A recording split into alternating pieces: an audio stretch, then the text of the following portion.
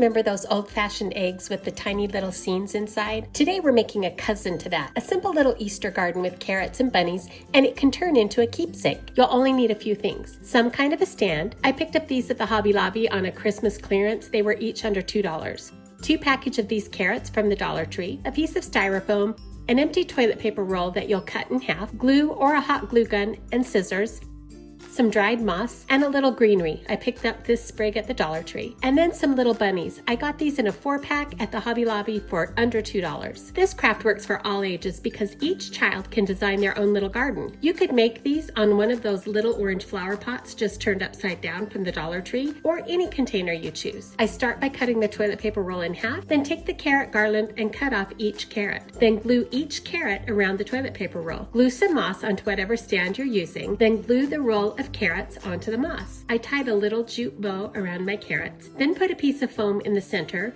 and fill it with whatever greenery or florals you choose. Lastly, glue your little bunnies in place. This is where kids can slow down and really focus. They will love creating their own little world. Let each child decide the story for their garden. I went with a Pop-Pop and Nana bunny theme. This isn't about perfection. It's about creating something small that you keep, and every time you see it, you'll remember the time spent together creating it. If you want this to become a keepsake, write your grandchild's name and the year on your little garden, then take a picture of them holding it. Record them explaining the story behind their bunny garden. This story is what you'll remember later. If you enjoy simple ways to make meaningful memories with your grandkids, you're in the right place. And tell me, did you ever have one of those old-fashioned sugared eggs with the little scenery inside? Happy crafting, and thanks for watching.